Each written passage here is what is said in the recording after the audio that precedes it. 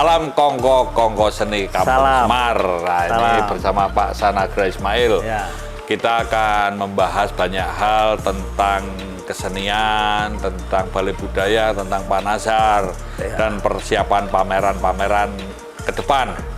Nah, ini Pak Sanagra, kita bisa bincang-bincang nih. Pak Sanagra, silakan menceritakan gimana sih sebetulnya balai budaya ini, dan Pak Sanagra punya pemikiran apa untuk kedepannya? Iya, ini kan begini, balai budaya ini kan cerita panjang ya. Jadi waktu reformasi itu, ketika itu tiba-tiba semua sudah berubah lah kepengurusan, dan di situ Pak Abbas ketuanya. Nah itu ketika balai budaya ini memang sulit ya untuk untuk mencari sponsor atau mencari apa ya, karena memang banyak persoalan-persoalan di dalam itu yang perlu kita bicarakan secara terbuka ya, terutama dengan karena secara resmi kan itu milik Departemen Pendidikan dan Kebudayaan. Nah, inilah seniman tuh hanya memiliki acara di situ, membikin acara gitu. Bagaimana supaya balai budaya ini bisa bisa hidup gitu ya. Nah, inilah tugas kita gitu ya, membikin ini. Nah, supaya ada kegiatan atau sebagai ruang. Iya, gitu sebagai ruang. Nah, masalahnya memang itu tadi, kita sulit untuk mencari sponsor ya. Meskipun sekarang ini kita sudah punya yayasan, sudah punya surat, sudah punya NPWP, sudah bayar pajak gitu ya. Tapi tetap orang menanyakan lebih jauh ketika ada orang yang mau masuk ke balai budaya, dia ingin membantu balai budaya, ingin tidak merubah semua lah, dindingnya dirubah semua, karena di situ kan kita memamerkan karya-karya hebat. Nah, harus dinding-dinding semua itu harus sesuai dengan apa yang kita pamerkan itu. Nah, ini yang ketika dihitung-hitung yang mengeluarkan uang banyak, mereka mau. Tapi ketika ditanya surat-surat tanah balai budaya, nah ini tidak ada surat-surat balai budaya ini. Meskipun secara resmi itu milik Departemen Pendidikan dan Kebudayaan, gitu, di bawah Kementerian Departemen Pendidikan. Nah, inilah yang jadi masalah gitu. Kita ini kan balai budaya ini dijadikan anak tiri gitu ya, oleh ini gitu ya, jadiin anak tiri karena kalau kita lihat Galeri Nasional itu kan, itu kan dibangun dengan uang yang banyak, dan sekarang akan dibangun lagi 7 tingkat ke atas itu ya. Sementara balai budaya yang notabene milik Dikbud itu tidak diapa-apakan. Nah, inilah yang sedang kita perjuangkan terus gitu ya. Tetapi apapun kita harus bergerak, kita harus berjalan gitu ya. Nah, saya berterima kasih kepada seniman-seniman yang mau memamerkan karya-karyanya di balai budaya, yang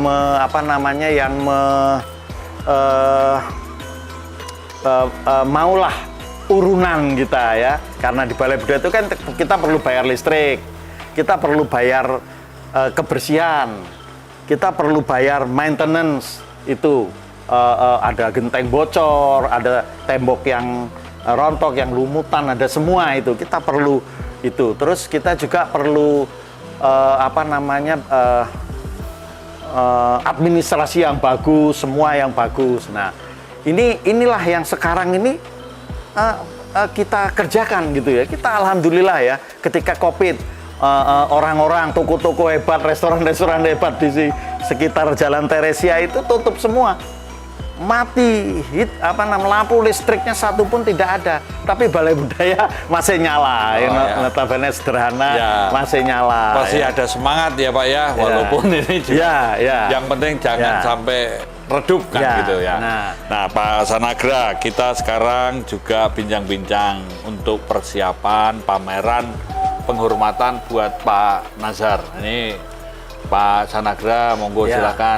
Apa yang Pak Sanagra alami, rasakan, ketahui tentang Pak Nazar itu? Iya, ini menarik ya kalau kita dalam situasi sekarang ini, situasi seni lukis, situasi pandemi ini, kita membicarakan Nasar. Kita menampilkan karya-karya Pak Nasar. Karena Pak Nasar ini kan orang yang sangat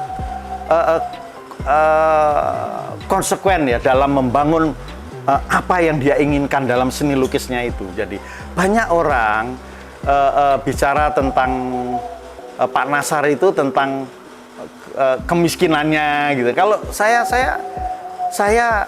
tidak mau membicarakan itu, meskipun itu terjadi, realitasnya begitu ya. Pak Nasar ini memang mencari untuk kekuatan mendukung konsep-konsep dia dalam berkarya. Jadi dia kepengen dalam garisnya itu ada getar-getar, dalam warnanya itu ada nuansa, ada segala macam. Nah itu dia dapatkan dari cara hidup itu gitu loh. Cara hidup itu sampai-sampai istrinya bilang, Pak Nasar kau berkarya aja katanya. Biar saya juga berkarya untuk saya dan untuk anak-anak gitu. Tapi Pak Nasar harus menghidupkan seninya karena seni ini dibangun untuk Indonesia, untuk bangsa ya. Kira-kira seperti itulah gitu. Jadi banyak yang salah mengartikan istrinya disia-siakan. Oh tidak gitu loh. Pak Nasar ini memang dia mencari kedalaman hakikat yang betul pada seninya itu. Warna-warnanya itu kan luar biasa. Pak Nasar itu sulit untuk ditiru lukisan-lukisannya itu. Kalau ditiru, blok-blok warnanya juga berbeda. Dalam karya-karya Nasar itu kan ada nuansa yang luar biasa yang tidak bisa ditiru oleh orang. Tumpukan-tumpukan, gitu, iya, ada jiwa kedalaman. Inilah yang muncul dari sikap hidup Pak Nasar ini gitu, yang sederhana, yang saya masih ingat sama-sama kita di Cibodas gitu. Itu kita tinggal itu di tempat base camp teman-teman yang mau naik gunung gitu ya. Itu semua base camp di situ. Kita di situ. Pak Nasar duduk di kursi lincah terus sambil minum kopi, merokok gitu ya. Dia mengacuhkan situasi yang ada. Kita dilepas untuk skate selama siang. Nah, ketika malam itu dia bicara skate kita satu-satu itu. Nah, ini satu-satu itu sampai pagi dan Pak Nasar seperti anak muda yang tidak bisa ngantuk itu ya. Itu kita heran gitu sehingga kita juga tidak mau kalah gitu. Nah, itulah Pak Nasar itu dan itu saya nemuin hal-hal seperti itu hampir dalam kehidupan Pak Nasar itu seperti itu. Jadi apa namanya? Memang dia mengabdikan, menyerahkan semua hidupnya untuk seni lukisnya, dan seni lukisnya itu ya dia berikan untuk bangsa itu. Nah inilah yang harus kita bangun dalam dunia seni lukis sekarang ini yang secara ekonomi barangkali sudah lebih baik ya, kemudian juga apa namanya teknologi itu juga sudah berkembang, apa namanya acara-acara virtual sudah berjalan. Artinya seniman itu cepat bisa dilihat orang dari Indonesia, dengan cepat orang bisa melihat ke dunia gitu ya kan. Orang dari teman-teman saya di Stockholm bisa lihat semua acara apa namanya aksi-aksi seniman sekarang ini. Jadi cepat itu berita. Nah, yang paling penting buat seniman kita ini apa? Kita jangan terlalu tenggelam pada perkembangan, tapi kita harus melihat bahwa tanah air kita ini punya karakter, punya apa nama jiwa itu ya. Nah, ini yang harus dicari para seniman. Seniman harus mencari dirinya sendiri. Seniman harus mencari dirinya sendiri. Inilah yang bisa melawan perkembangan semua. Mencari diri sendiri. Jadi apa? Menemukan jiwa karakternya itu ya Pak ya. Ya. Nah ini tadi Pak Sanagra juga bincang-bincang nih. Saya sepotong. Ya. Ketika Pak Sanagra ada pilihan untuk ikut Pak Sriadi atau ikut Pak Nazar, ini gimana tuh Pak? Ya pada itu kan kita kuliah gitu kan, terus ya banyak saya memperhitungkan apa namanya untung ruginya gitu. Kalau kita ikut Pak Sriadi itu kan secara akademis ya, pengakuan orang lebih apa namanya lebih dihargai misalnya kan. Kita tahu Pak Sriadi ini kan sangat akademis ya, sangat apa namanya sangat apa menghargai ilmu dalam tanda petik itu ya. Nah sementara Pak Nasar ini kan terkenalnya kan sebagai seniman non akademis menurut pernyataannya 3 non itu ya toh. Nah, mengapa saya ngikut itu? Nah, inilah yang saya pikir-pikir ya.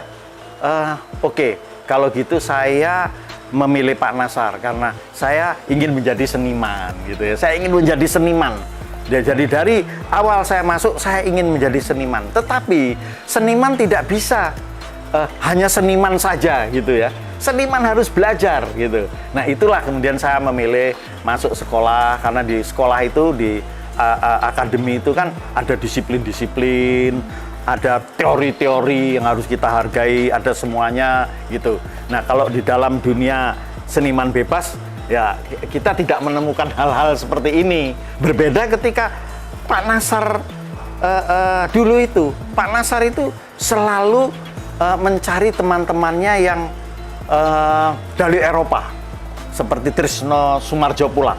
Wah, Pak Nasar itu selalu menanya, bagaimana museum di sana?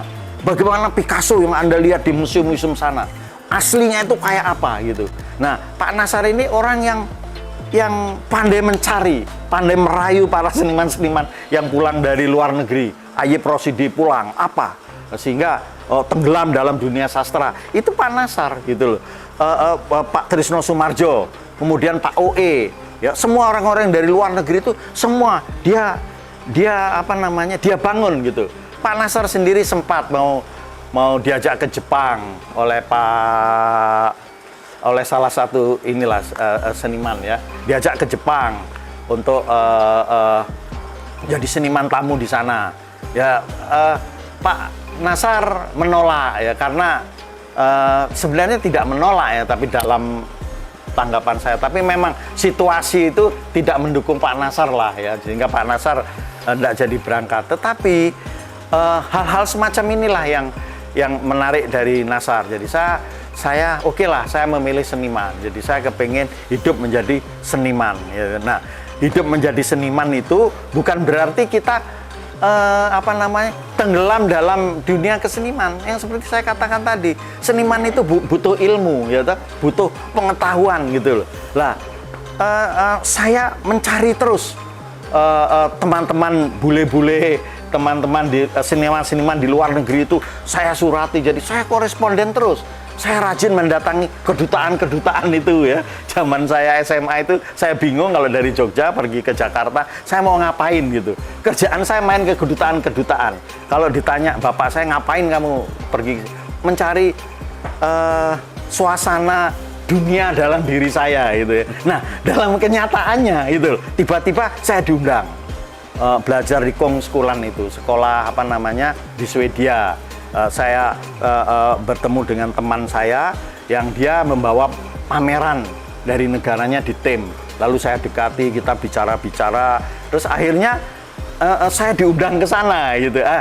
Bukan itu, mulanya kita bekerja keliling Jawa Barat, kita melukis kemana-mana, akhirnya pameran. Antara lain di Balai Mitra Budaya, kemudian Mitra Budaya, pameran di Mitra Budaya, terus pameran di tim. Nah, yang ketiga saya bilang, ini pertama saya keluar negeri. Saya bilang, wah saya yang harus kita pameran di sana, kamu undang saya. Ini diundang lah, itu Swedish Institute itu ngundang saya ke mana? Ke Swedia. Itu pertama kali saya ke Eropa. Saya masih turun dari pesawat, pertama kali kepleset salju gitu ya. Wah, saya kepleset ya. Itulah cerita-cerita yang menyenangkan sebenarnya. Sebenarnya saya banyak. Apa yang menarik ketika bergaul sama Pak Nasar, Pak? Kebebasannya, keberanian dalam membangun sikap itu. Pak Nasar itu kalau misalnya mengajar itu menyampaikan sesuatu atau membebaskan atau mengkritik. Ya, dia selalu menanyakan garis. Garis itu salah satu kekuatan seniman. Dia selalu, ini garis kau ini begini, kau ini lah, kan logatnya Sumatera banget itu ya. Wah, kau ini harus begini, kau ini warna ini kau. Sambil dia menggaruk-garuk kepala gitu ya, Pak Nasar itu, halo gitu ya. Itu dia menggaruk-garuk gitu, terus inilah gitu Pak Nasar. Kadang-kadang Pak Nasar itu kan pernah ketika dia sakit itu, dia tinggal di di belakang lah, di IKJ itu ya. Nah, dia tinggal di belakang, dia tidur di situ. Dan sebelum berangkat ke ini kita sudah datang ke tempat dia. Wah, dia bangun terus dia ini, ya itulah kita itu. Pak Nasar orang yang paling menarik untuk bicara. Tidak habis-habisnya kita bicara tentang apa saja dengan Pak Nasar. Ada dokumentasi atau rekaman atau film? Itulah kita ini kan pada zaman-zaman itu kan dokumentasi itu kan agak sulit, ya. Tidak seperti sekarang ya. Kita punya apa HP, kita punya apa, kita gampang. Dulu itu susah sekali Pak. Kita mau motret lukisan aja setengah mati dulu itu ya. Mau ngangkat lukisan pameran dari rumah ke Balai Budaya setengah mati. Sekarang sudah semuanya gampang. Inilah yang harus dilihat oleh para seniman sekarang. Keberuntungan ini. Nah, tetapi itu kita tidak boleh tenggelam. Orang bicara tentang teknologi yang hebat, orang bicara tentang apa. Tetapi yang paling penting adalah seniman harus bicara tentang dirinya. Apa yang harus dia sampaikan? Harus ada pencarian oleh diri seniman. Bentuknya apapun, tetapi itulah diri kita. Kekuatan ini yang harus kita bangun gitu ya. Jadi yang kalau disampaikan semua itu kira-kira Pak Nasar itu kan selalu melukis, nggak tahu lah coret-coret apa aja gitu ya. Itu sebetulnya karena memang keinginannya atau? Ya karena memang semangatnya Pak Nasar itu kan menggebu gitu ya. Wow. Dia nggak peduli. Kadang-kadang nggak ada chat, itu dia main itu aja dia. Apa yang ada di situ dia kerjain. Ya kalau maestro kan ngerjain apa aja dengan pakai apa saja tetap bagus. Dia bilang kok, nggak ada kendala alat-alat pada seniman itu tidak ada.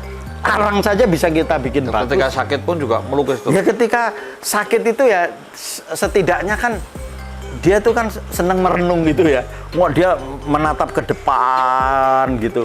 Itu. Nah, ketika kita masuk ketemu dia, gitu. Wah, dia gini-gini ya.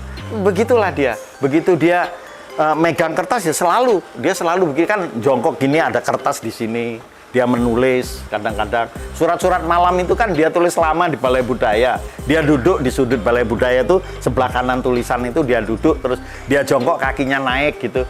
Terus saya datang itu, terus dia bilang, apa ini yang harus kita omongin Pak Nasar?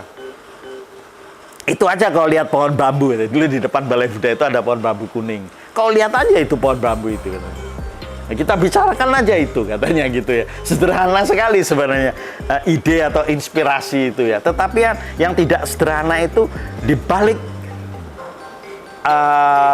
bambu kuning itu apa yang dibicarakan oleh Pak Nasar? Pak Nasar meledak-ledak atau enggak Pak kalau ngomong? Kadang-kadang meledak-ledak ya. Kadang-kadang nggak bisa itu kau katanya gitu kadang-kadang. Tapi kadang-kadang dia pelan gitu. Tidak seperti saya selalu meledak-ledak gitu ya. Karena memang saya pelukis sejati gitu ya. Jadi saya kalau ngomong meledak-ledak gitu. Seperti ketika saya melukis itu bak begitu. Satu kali saya melukis semalaman. Muncul warna-warna. Ini saya diwawancara di koran di mana-mana saya selalu melukis warna-warna. Anak saya berangkat. Anak saya waktu itu kelas 5 SD gitu. Dia lihat lukisan saya. Setelah dia pulang dari sekolah, dia lihat lukisan itu, dia marah. Pintu dia gebrak, dia banting, terus dia tidur, dia nangis. Saya heran. Mengapa kok dia ngebrak pintu? Saya tanya, ada apa? Tadi pagi sudah bagus, kok sekarang dirubah?